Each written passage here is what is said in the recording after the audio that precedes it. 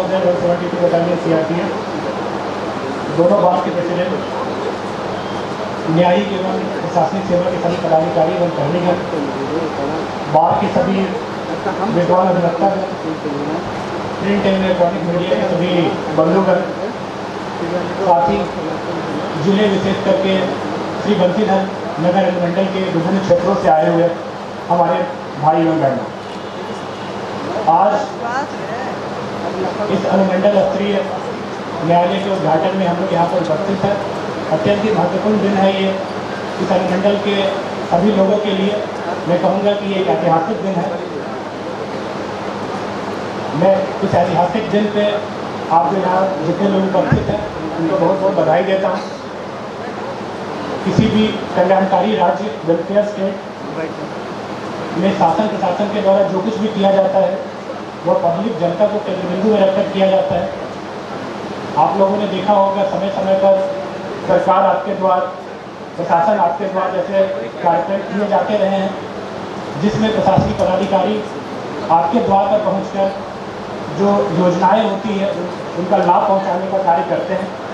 परंतु welfare state का जो कॉन्सेप्ट है वो सही अर्थों में तभी साकार हो सकता है जबकि प्रशासन और सरकार आपके द्वार के साथ साथ न्याय आपके द्वार भी पहुंचे। और आज इस अनुमंडल स्तर पर न्यायालय का उद्घाटन, और वो भी देश के न्यायिक व्यवस्था के सर्वोच्च पद पर जो बैठे हुए हैं उनके कमलों के द्वारा हुआ है।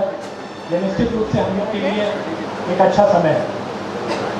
यहाँ के सभी लोग, श्री बंसीधर नगर अनुमंडल के सभी लोग काफ़ी बेसब्री से इस न्यायालय के उद्घाटन का इंतजार कर रहे थे।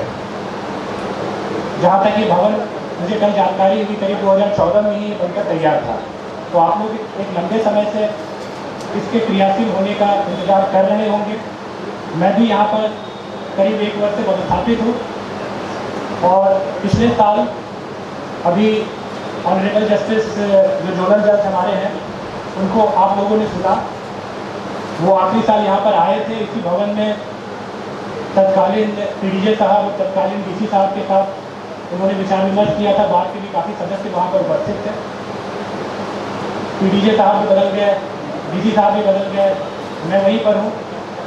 शायद ये हमारा और वर्तमान DC साहब और PDJ साहब का सौभाग्य है कि इस क्षेत्र के लिए जो एक ऐतिहासिक पल है, उस ऐतिहासिक पल का साक्षी बनने का हम सभी को एक अवसर प्राप्त हो रहा है।